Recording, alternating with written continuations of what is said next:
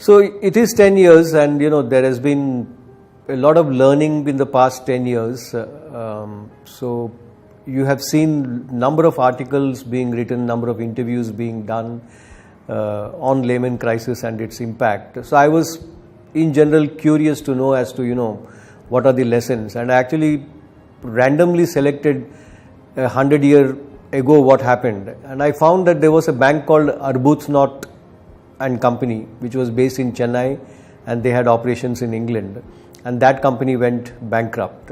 That bank went bankrupt, and it had a huge impact on the people in and around Chennai.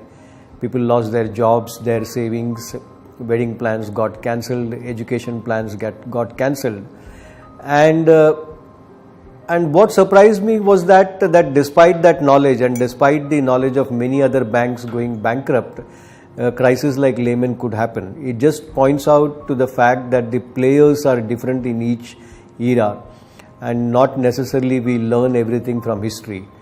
And Lehman was one such crisis where, despite a lot of history, we allowed a lot of speculation to take place in terms of funding.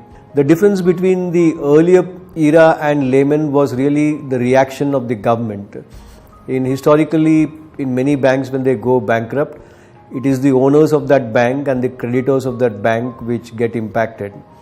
But in this case, the government decided to bail out the banks by pumping in a lot of currency into the system, which allowed these banks to float around, but at the same time it also ensured that some people got richer significantly, and the disparity of the income increased over the period of time.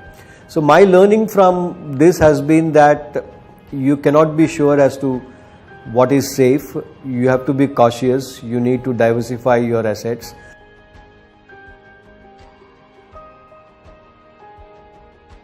Despite all the learnings, there will be cases where such bankruptcies would come in the future.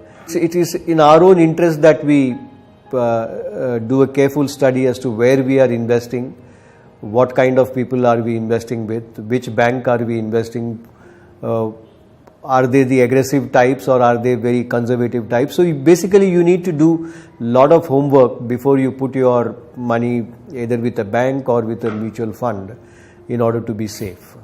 Mutual fund investments are subject to market risk. Read all scheme related documents carefully.